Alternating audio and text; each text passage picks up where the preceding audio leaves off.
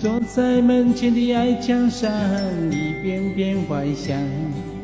也是黄昏的沙滩上，有着脚印两对半。那是外婆拄着杖，将我手轻轻挽。踩着薄暮走向余晖暖暖的澎湖湾。